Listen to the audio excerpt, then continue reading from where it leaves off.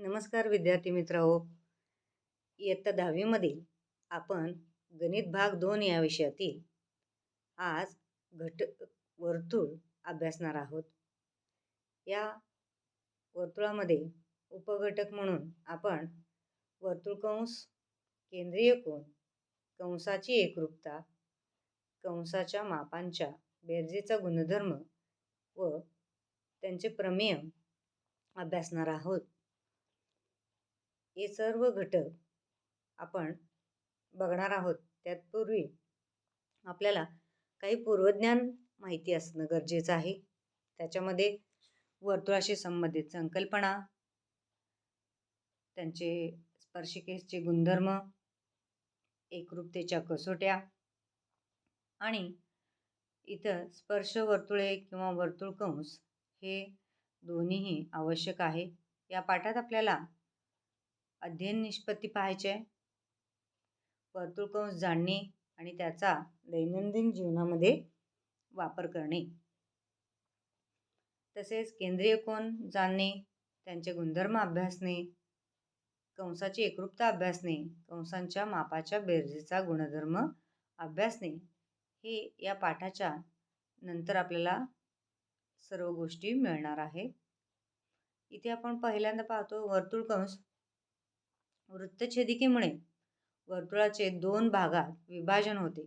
यापैकी कोणताही एक भाग आणि वृत्तछेदिकेचे वर्तुळावरील बिंदू यांनी मिळून होणाऱ्या आकृतीला वर्तुळ कंस म्हणतात. पहा, इथं रेषा AB मुळे या वर्तुळाचे 2 भाग तयार झालेले आहेत. एक AXB आणि दुसरा AYB. यातला कोणताही एक भाग हा काय आहे, वर्तुळ कंस म्हणूनच आपण बघणार आहोत. वर्तुळ आणि वृत्तछेदिका यांच्या छेदनबिंदूंना कंसाचे अंत्यबिंदू किंवा कंसाची टोके म्हणतात. वृत्तछेदिकेच्या ज्या बाजूला वर्तुळ केंद्र असते त्या बाजूच्या कंसाला विशाल कंस आणि विरुद्ध बाजूच्या कंसाला लघु कंस म्हणतात. पहा, वर्तुळ केंद्र कोणत्या भागामध्ये आहे, तर Y च्या बाजूला आहे. म्हणून आकृतीमध्ये कंस AYB हा विशाल कंस आहे आणि ज्या भागामध्ये वर्तुळ केंद्र नाही तो भाग कोणता आहे, तर X च्या बाजूचा म्हणजेच AXB हा जो कंस आहे हा काय आहे, लघु कंस आहे. ज्या भागात वर्तुळ केंद्र आहे तो विशाल कंस आणि ज्या भागामध्ये वर्तुळाचं केंद्र नाही तो लघु कंस. एखाद्या वर्तुळ कंसाचे नाव हे 3 अक्षरे वापरून लिहिल्याने तो नेमका समजतो. परंतु काही संदिग्धता निर्माण होत नसेल तर लघु कंसाचे नाव त्याच्या अंत्यबिंदू दर्शवणाऱ्या 2 अक्षरांनी लिहितात. पहा, इथं उदाहरणार्थ आकृतीमधील AXB हा कंस AB असाही लिहितात. इथं आपण बघणार आहोत केंद्रीय कोन. केंद्राजवळ तयार झालेला कोन हा केंद्रीय कोन असतो. पहा, इथं कोन AOB हा काय आहे, तर केंद्रीय कोन आहे आणि त्याच्या समोर जो APB हा आहे लघु वर्तुळ कंस आणि नंतर तयार झालेला AQB हा काय आहे, विशाल वर्तुळ कंस. इथे पहा, ज्या कोणाचा शिरोबिंदू वर्तुळ केंद्रावर असतो त्या कोणाला केंद्रीय कोन म्हणतात. आपण हे इयत्ता 8वी मध्ये पण अभ्यासलेलं आहे. जिथं केंद्रबिंदू आहे तिथं जर कोन तयार झाला तर त्यांना काय म्हणायचं आहे, केंद्रीय कोन असं म्हणायचं आहे. इथं वर्तुळ केंद्र O असून AOB हा काय आहे, केंद्रीय कोन आहे. त्याच्यानंतर आपण बघणार आहोत कंसाचे माप. पहा, आपण इथे लहानपणी अभ्यासलेलंच आहे की प्रात्यक्षिकद्वारे आपण अभ्यासलेलं आहे. कसं, तर 2 जर वर्तुळ कंस असतील तर त्यांची मापं जर काढायची असतील तर काय करणार आपण, 2-3 वर्तुळ कंस छोटे छोटे जर तयार झाले असतील तर त्यांची बेरीज करणार. इथे पहा, लघु कंसाचे माप त्याच्या संगत केंद्रीय कोनाच्या मापाइतके असते. आकृतीमध्ये आपल्याला AOB चे माप काय आहे, थिटा आहे. म्हणून लघु कंस AP चे माप सुद्धा काय आहे, थिटाच आहे. कारण जेवढं केंद्रीय कोनाचं माप असतं तेवढंच त्याच्या संबंधित लघु कंसाचं माप असतं. नंतर विशाल कंसाचे माप हे कसं काढणार, तर 360 अंश वजा संगत लघु कंसाचे माप. वरील आकृतीमध्ये बघा विशाल कंस ए क्यू बी चे माप बरोबर 360 अंश वजा कंस ए पी बी चे माप बरोबर 360 वजा थिटा. त्यानंतर तिसरा आहे अर्धवर्तुळ कंसाचे माप म्हणजेच अर्धवर्तुळाचे माप किती असते ते तर 180 अंश असते आणि पूर्ण वर्तुळाचे माप 360 बरोबर. तर वर्तुळ कंसाचे आपण इथं संबंधित माप बघितलेली आहेत. याच्यावरती आता आपल्याला पुढचा भाग जो बघायचा आहे तो कंसाची एकरूपता.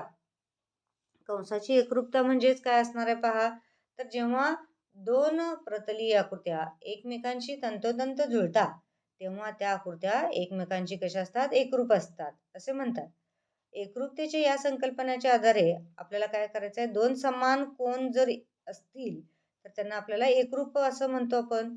मग त्याचप्रमाणे दोन कंसांची मापे जर समान असतील तर ते कंस कसे असतील एकरूप असतात का हे आपल्याला बघायचं. हे कसं ठरवणार तर इथे पहा कसं ठरवता येईल हे तर दोन कंसांच्या त्रिज्या आणि त्यांची मापे समान असतात तेव्हाच ते दोन कंस परस्परांशी एकरूप असतात.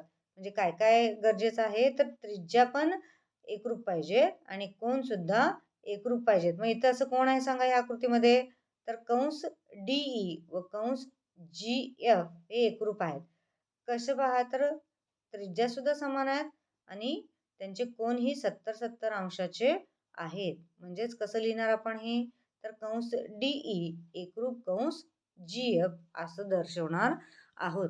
कारण इथं पहा दोन्ही त्रिज्या डी सी आणि डीई त्याचप्रमाणे सी जी व सी एफ हे काय आहेत त्रिज्या एकरूप आहेत आणि त्यांनी केलेला केंद्राशी कोन हा सुद्धा किती आहे 70 अंश मापाचा आहे. त्याच्या शेजारी असलेला 40 अंश हा सेम नाही आहे म्हणजे समान नाही आहे. त्यामुळं हे काय असणार नाही तिकडचा जो आय जे हा कंस आहे हा एकरूप असणार नाही.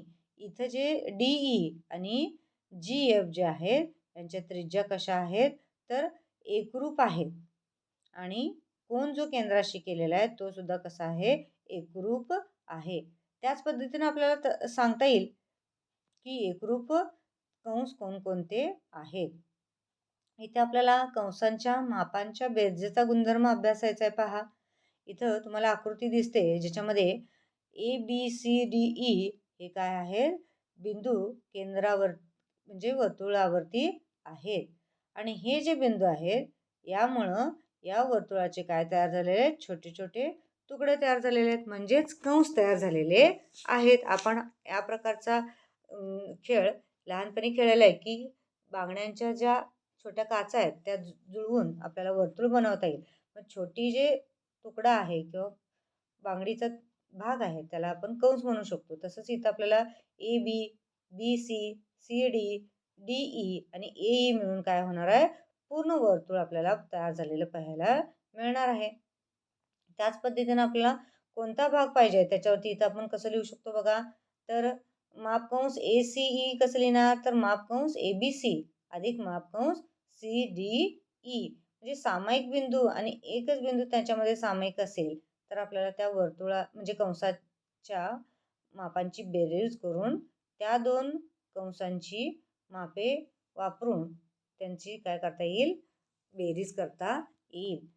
इथे पहा कंस ए बी सी आणि कंस बी सी ई यांच्यामध्ये एकापेक्षा अधिक बिंदू सामायिक आहेत. म्हणजे बघा कोण कोण आहे तर बी आहे आणि सी सुद्धा आहे. म्हणून कंस ए बी सी आणि कंस बी सी ई यांच्या मापांची बेरीज किती असणार आहे कंस ए बी ई एवढ्या मापा एवढी नसणार आहे. कारण दोन वेळा तो एकच बिंदू सामायिक असल्यामुळं त्या कंसांची बेरीज काय येणार नाही एकसारखी येणार नाही. आता याच्यावर आधारित प्रमेय बघा एकाच वर्तुळाच्या किंवा एकरूप वर्तुळांच्या एकरूप कंसांच्या संगत जीवा एकरूप असतात.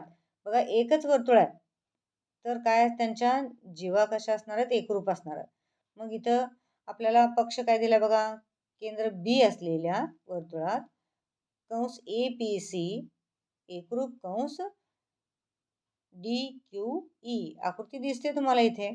तर साध्य काय करायचं आहे तर जीवा जी तयार झाली आहे ए सी ती आणि डी ई आपल्याला एकरूप दाखवायचे आहेत.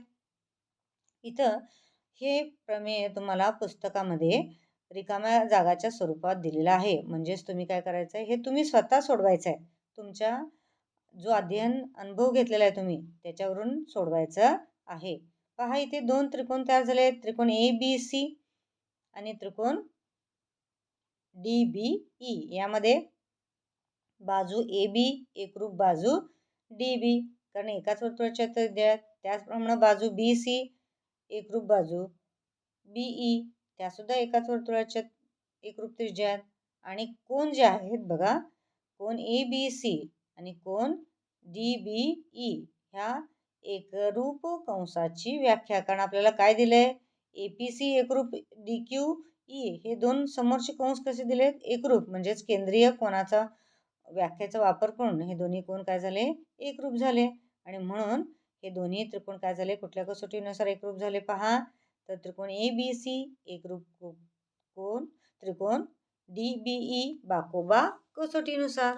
आणि मग त्याच्यावरून आपण काय लिहू शकतो सांगा पहा, तर आपलं साध्य काय होतं, तर जीवा AC एकरूप जीवा DE, म्हणजेच आपलं एकरूप त्रिकोणाच्या संगत बाजू, याच्यावरून आपण हे काय केलेलं आहे, प्रमेय साध्य केलेलं आहे. हे कसं दिलंय पहा, तर इथं तुम्हाला दोन वर म्हणजे दोन्ही त्रिज्या एकरूप आहेत आणि कोन हा एकरूप आहे, याच्यावरून हे साध्य केलेलं आहे.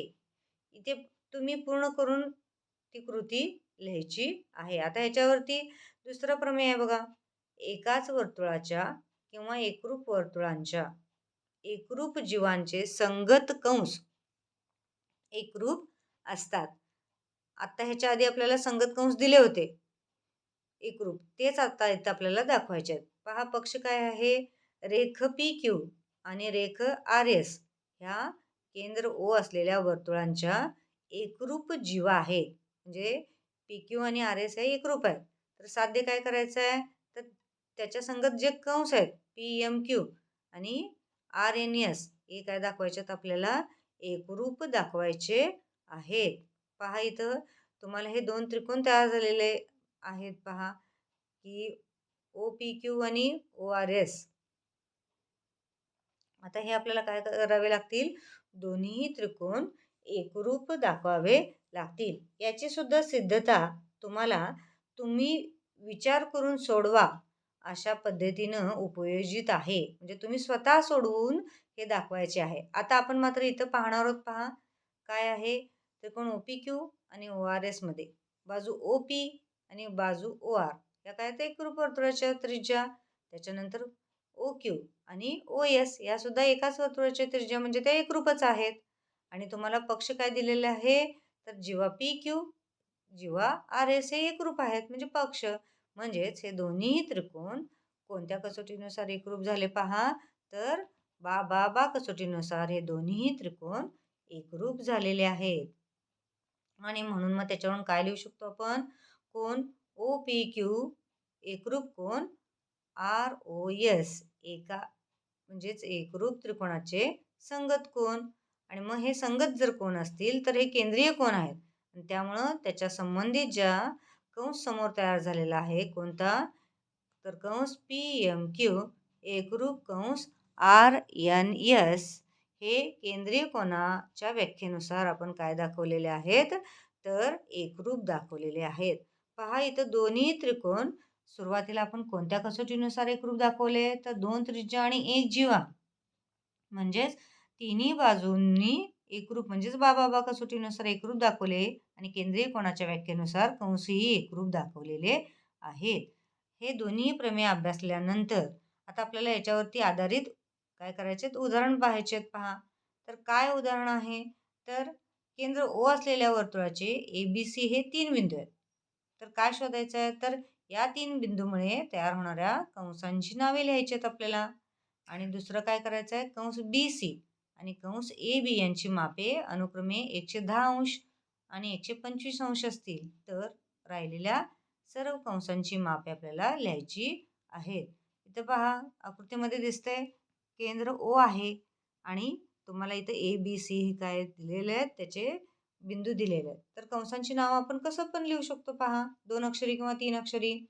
तर पहिल्यांदा आपण असं लिहू शकतो कंस ए बी, कंस बी सी, कंस ए सी आणि मग इथं संपले 2 अक्षरी. मग कंस ए बी सी, नंतर कंस ए सी बी आणि कंस बी ए सी. आता आपल्याला मापं काढायचे आहेत बघा. ए बी सीचं माप कसं काढणार? तर ए बीचं जे माप आहे ते आणि बी सीचे जे माप आहे त्यांची बेरीज करावी लागेल. म्हणजेच किती येणार? 125 अंश अधिक 110 अंश बरोबर 235 अंश. एसीचं माप कसं काढणार? तर आपल्याला आता एबीसीचं माहीत झालंय. तर 360 मधनं एबीसी वजा केलं, की आपल्याला एसीचं मिळणार आहे पहा. म्हणजेच 360 मधून कंस एबीसीचं वजा माप केल्यानंतर 360 अंश वजा 235 अंश बरोबर किती आले? 135 अंश. सॉरी 125 अंश. त्याचप्रमाणे आपल्याला कंस ए सी बीचे माप बघायचं आहे. तर काय येणार आहे ते? तर यामध्ये 360 अंश वजा आपलं आत्ता जे मिळालेलं ए सीचं माप आहे ते 125 अंश वजा केल्यानंतर काय मिळणार आहे? तर 235 अंश. म्हणजेच ए सी बीचं माप आपल्याला किती मिळालं? 235 अंश. आणि बी ए सीचं माप आपल्याला बघायचं आहे. बी ए सीचं माप कसं काढणार? तर 360 अंश वजा 110 अंश. म्हणजेच तुम्हाला किती मिळालं ते 250 अंश. तर यावरती आधारित इथं मूल्यमापन चाचणी तुम्हाला दिलेली आहे. ती तुम्ही स्वतः सोडवायची आहे आणि आपल्याला या पाठामधून काय काय समजलं त्याचं उपयोजन करून ही मूल्यमापन चाचणी सोडवून तुम्हाला कितपत या घटकाचा अभ्यास झालेला आहे. त्यामध्ये आपल्याला कोणता घटक समजला नाही, कोणती उदाहरणं सोडवता येतात किंवा कोणती सोडवता येत नाहीत, यांचं थोडासा काय करायचं आहे तुम्ही निरीक्षण करायचं आहे. आणि मग एखादा घटक जर समजला नसेल तर त्यावरती आधारित आपल्याला काय करायचं आहे? पुन्हा त्याचा अभ्यास करावयाचा आहे आणि मग चाचणी सोडवायची आहे.